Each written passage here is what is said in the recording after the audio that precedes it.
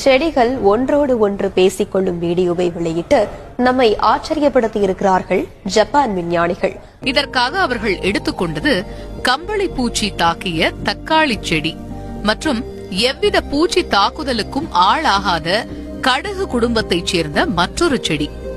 ஒரு செடி பூச்சி தாக்குதலுக்கு ஆளாகி இருந்தால் அந்த செடியில் இருந்து உடனே கால்சியம் சிக்னலிங் மூலம் பக்கத்தில் இருக்கும் செடிக்கு சிக்னல் பறக்கிறது. பக்கத்து செடி தன்னை பாதுகாத்துக் கொள்ளுமாறு எச்சரிக்கை செய்கிறது.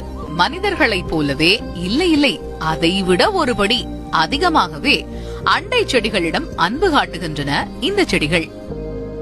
போடா, உன் பிள்ளைக்கு பேர் வைக்கிற மாதிரி மாட்டுக்கு பேர் வைக்கிற கருப்பா வாடா, செவல வாடா, மயில வாடா அப்படின்னு கோருக்கு பேர் வைக்கிற மாதிரி நாய்க்குட்டிக்கு ஜிம்மி பம்மினி என்னத்தையும் வச்சு கூப்பிடலடா.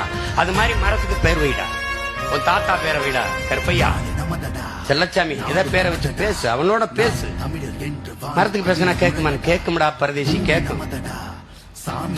ஏய், இதுக்கெல்லாம் உணர்ச்சி இருக்கான்னு நினைக்காத. தொட்டாச்சு நீங்க செடியை போய் பாரு, தொடு அப்படின்னா உணர்ச்சி இருக்கா இல்லையா? ஒரு தோப்புல இருக்கிற ஒரு மரத்தை நீ வெட்டி விட்டால் அதன் அருகில் இருக்கிற மரங்கள் அடுத்த முறை பூப்பதும் காய்ப்பதும் குறைந்து விடுகிறதுங்கிற பயந்திருக்கு மரம். நீ நம்ப மறுக்கிற. நீ கைகுலிக்கு கட்டி பிடிப்பது போல கீழே பூமிக்குள்ளே வேரோடு ஒரு பின்னி